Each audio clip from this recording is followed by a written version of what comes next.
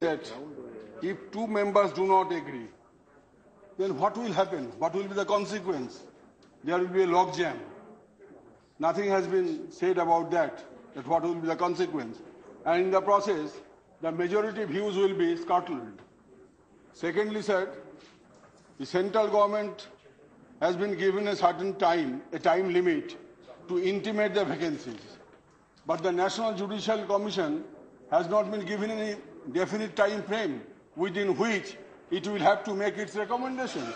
So I suggest that the National Judicial Commission should make its recommendation within 3 months or so, whatever the government deems fit and proper. And this has also been in clause 6, subclause clause 6, subclause 6.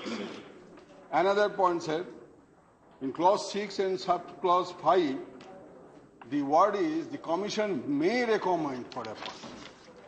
I think the word should be the may word. The word may should be replaced by shall, because it is the duty of the Commission to recommend. May includes may not. So the Judicial Commission cannot withhold its recommendations for indefinite period. That is why I am suggesting that there should be a time limit for the Judicial Commission. Within that period, the Judicial Commission will have to make its recommendations. Otherwise, what we are experiencing, that the appointment of judges are being held for years together. Number of vacancies are there in the different high courts of the country.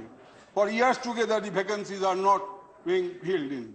This is why, sir, on behalf of my party, this is my humble suggestion, and I must congratulate the Law Minister for the pain and trouble he has taken to bring out this bill, and he has tried to give a broader consensus before arriving at the drafting of the bill. As he said that he made consultations with eminent jurists, different stakeholders, and in our standing committee also, there were certain recommendations.